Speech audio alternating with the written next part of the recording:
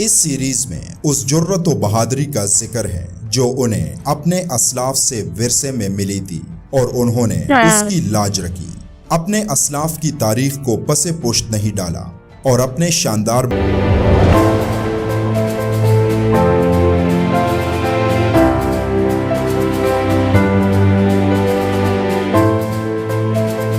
Ertugrul गाजी पे तो मेरी इतनी ज़्यादा वीडियो आ चुकी है। अगर आपने मेरी वीडियो नहीं देखी है तो उसको अभी तो नहीं, लेकिन आखिरी में जाकर के ज़रूर वॉच आउट कर लीजिएगा। तो हे हेलो फैमिली, नमस्ते, सत श्री अकाल, अस्सलाम वालेकुम। कैसे हैं आप? आई होप आप लोग बहुत अच्छे होंगे और अपने पेरेंट्स के ख्याल भी काफ़ी अच्छे से रख रहे होंगे। आई विश कि आप और आपकी फैमिली हमेशा हेल्दी रहे और इन्जॉय करें। इर्तुगरुल गाजी एक ऐसे हम लोगों की हिस्ट्री है जो हम लोगों की ज़िंदगी में, या यूँ कहे कि इस्लाम धर्म में इतना ज़्यादा परिवर्तन का काम किया है कि पूरी दुनिया उससे डरने पे मजबूर हो चुकी है। इसीलिए काफ़ी ज़्यादा कंट्रीज़ में इर्तुगरुल गाजी जो सीरियल है उसको बैन कर दिया गया है, क्योंकि जो इर्तुगरुल गाजी है वो एक सीरियल नहीं है, ये एक हकीकत है जिसको देख करके हमारे इस्लाम धर्म के भाई बहन जो हैं वो कुछ सीखते हैं। उनमें अपनी इस्लाम के प्रति या और लोगों के प्रति बहुत ज़्यादा चीज़ें सीखने को मिलती है, अप्लाई करने को मिलती है। इस वीडियो में यही है कि इर्तुगरुल गाजी जो कि एक पूरी सीरीज़ है उसे क्यों देखना चाहिए, क्या रीज़न है कि इस पूरी जो सीरीज़ है उसको देखना चाहिए हर एक इस्लाम धर्म के एक एक लोगों को और भी लोगों को, क्योंकि इससे सीखने को जो चीज़ें मिलेंगी वो और कहीं नहीं मिल सकती। कहा जाता है कि इस सीरियल को जिसने भी देख लिया, मैं बार बार सीरियल बोल रही हूँ लेकिन ये सीरियल नहीं है, ये हकीकत है, इस दुनिया की हकीकत है। इर्तुगरुल गाजी जो कि काय कबीला के बहुत बड़े शहंशाह थे और उनका साथ जिसने निभाया था वो उनकी बीवी हलीमा जी थी। क्या कहें उनके बारे में, मैंने तो अब तक 3-4 एपिसोड देखा है और अभी आगे देखना बाकी है।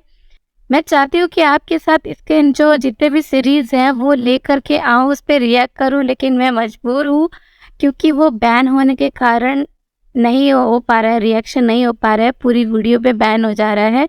तो पहले वीडियो को देख लेते हैं कि क्यों हम सबको ये सीरीज़ देखनी चाहिए इर्तुगरुल गाजी। तो चलिए शुरू करते हैं, लेट्स गेट स्टार्टेड।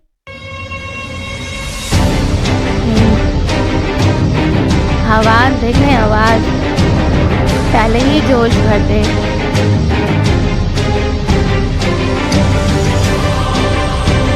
हाय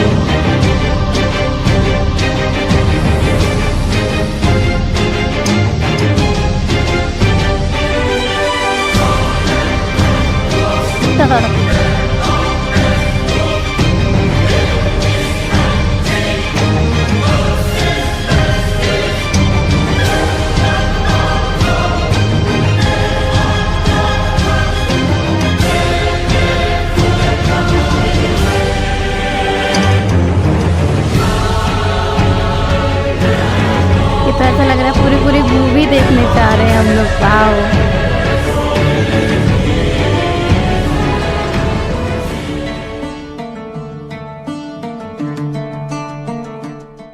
ये दौर फितनों का दौर है और ये फितने आज हमारी रगों में खून की तरह गर्दिश कर रही हैं।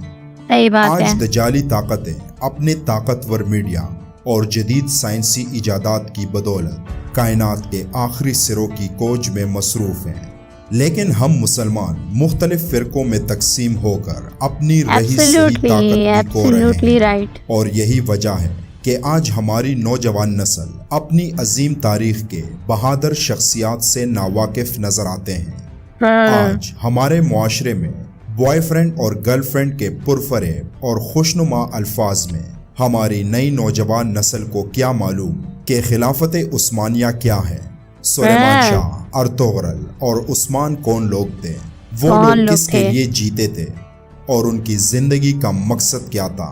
उन्होंने अपनी कौम, कबीले और पूरी मुस्लिम उम्मत के लिए क्या कारनामे अंजाम दिए और किस तरह अपनी कौम को जुल्म सितम से निजात दिलवाई। और सिर्फ ये नहीं बल्कि उन्हें शायद चंगेज खान, हलाकू खान और मंगोल कौम के जालिम हुक्मरानों के बारे में भी नहीं मालूम कि किस तरह वो मुसलमानों पर तशद्दुद करते थे। कैसे मुसलमानों की बस्तियां उजाड़ देते थे, किस तरह बगदाद की गलियां खून से रंगीन कर दी थी, कैसे खून की नदियां बहाई कि दरियाए दजला का पानी सुर्ख हो गया था, और कैसे उन्होंने मुसलमानों की अजीम इल्मी किताबें दरियाए दजला में बहा दी, जिससे कई दिन दरियाए दजला का पानी सयाह रहा। लेकिन फितनों के इस दौर में भी ऐसे लोग मौजूद हैं जो इस्लाम की सरबुलंदी के लिए आज भी काम में मसरूफ हैं, और हम मुसलमानों को हमारी अजीम तारीख के बारे में बताने की कोशिश करते हैं, जिनकी बदौलत आज हम एक आज़ाद मुआशरे में अपने दीन की तालीमात की रोशनी में अपनी जिंदगी गुजार रहे हैं। पिछली वीडियो में हमने खिलाफत उस्मानिया की बुनियाद रखने वाले एक अजीम मुजाहिद की दास्तान का जिक्र किया था, जिसे दुनिया अर्तुगरल के नाम से याद करती है। उस अजीम मुजाहिद की खिदमात पर तुर्की ने एक ऐसी टीवी सीरीज तख्लीक की जिसमें अर्तुगरल की जिंदगी की तमाम दास्तान मौजूद है, और जिसको तुर्क तारीख के सुनहरी औराक से चुन चुन कर तहरीर किया गया है।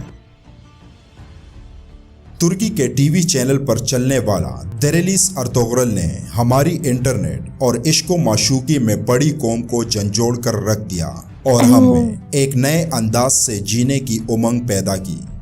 इस सीरीज में उस जुर्रत व बहादुरी का जिक्र है जो उन्हें अपने असलाफ से विरसे में मिली थी, और उन्होंने उसकी लाज रखी, अपने असलाफ की तारीख को पसे पुश्त नहीं डाला, और अपने शानदार माजी को फकत तारीख की किताबों तक महदूद नहीं रखा, अपने शुहदा और गाजियों की कुर्बानियों को फरामोश नहीं किया। देरेलिस अर्तुगरल को देखने के बाद फायदा ये हुआ कि आज हमारे नौजवान अर्तुगरल और उस्मान जैसे नामवर मुस्लिम लीडरों से वाकिफ हो गए, और दुनिया के कोने कोने में तुर्की और खिलाफत उस्मानिया के तराने बजने लगे। आज अपनी मौजों में मस्त नौजवानों को भी मालूम हो रहा है कि इस्लामी तारीख की चौथी बड़ी खिलाफत उस्मानिया क्या थी, उसके बानी कौन थे, और किन किन मुश्किलात से लड़कर खिलाफत का कयाम अमल में लाया गया था। खिलाफत के इस सफर में अर्तुगरल और उसके बेटे उस्मान को अपनों और गैरों की किन किन साजिशों से निमटना पड़ा, और इस अजीम कौम ने तारीख के औराक में कैसे अपने अजीम कारनामे हमारे लिए छोड़े। शायद उन्हीं लोगों को जहन में रखकर शायर मशरिक अल्लामा इकबाल ने ये अशार लिखे थे हमें एक तरह मार्का आराव में, खुशकियों में भी कभी लड़ते कभी दरियाओं में, दी आजाने कभी यूरोप के गलीसाओं में, कभी अफ्रीका के तपते हुए सहराओं में, शान आंखों में ना जचती थी जहां दारों की, कलमा पढ़ते थे हम चाव में तलवारों की। शायद अल्लामा इकबाल को खिलाफत उस्मानिया के उन बहादुरों की कोशिशों का बखूबी इल्म था कि 3 बरे-आज़मों में पहली दुनिया की अजीम खिलाफत, जिसे 1924 में मुस्तफ़ा कमाल पाशा ने इस्लाम दुश्मन कुव्वतों के साथ मिलकर ख़त्म किया, और अल्लामा इकबाल को यकीन था कि अनकरीब दुनिया के नक्शे पर एक बार फिर खिलाफत नजर आएगी, और इसीलिए आज फिर से खिलाफत के कयाम के लिए कोशिशें उरूज पर हैं, क्योंकि खिलाफत ख़त्म करने का 100 साला मुआहिदा 2023 में ख़त्म हो रहा है। एक तरफ तुर्क सदर अमली तौर पर जमहूरियत के रास्ते से खिलाफत की तरफ गामजन है, तो दूसरी तरफ तुर्क नजरियाती तौर पर देरेलिस अर्तुगरल के जरिए खिलाफत और इस्लामी मुमलिकत के लिए रास्ता हमवार करने में कामयाब हो रहा है। आखिर में इतना कहूँगा कि इस ड्रामे को एक बार जरूर देखिए, और हो सके तो खिलाफत उस्मानिया और इस्लामी तारीख पर लिखी गई किताबें भी जरूर पढ़ें, क्योंकि हमारी असल कामयाबी यही है कि हम अपनी तारीख को याद रखें, और वही कौमें हमेशा जिंदा रहती हैं जो अपने असलाफ के नक्शे कदम पर चलती हैं। और तुर्की का ये दौर तारीख में सुनहरे हुरूफ से लिखा जाएगा। वीडियो पसंद आई हो तो इसे लाइक और शेयर करना मत भूलिएगा। इंशाल्लाह अगली वीडियो में फिर मुलाकात होगी। अपना ख्याल रखिएगा। अल्लाह हाफिज। अल्लाह हाफिज।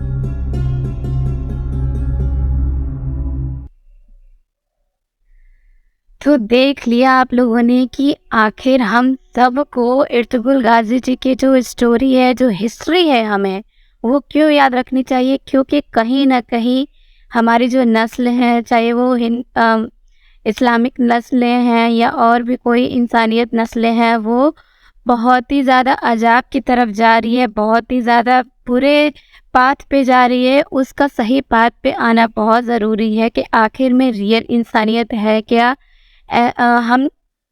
हम लोग इंसान हैं और इंसानों को किस तरीके से लोगों के साथ बिहेव करना चाहिए, ये जो सीरीज़ है वो हमें सिखाती है कि ज़िंदगी में प्यार मोहब्बत के अलावा भी आप अपनी कौम को, आप अपने आप को किस तरीके से प्रोटेक्ट करते हैं, किस तरीके से उसे आगे लेके जाते हैं, इस पूरे सीरीज़ में दी हुई है।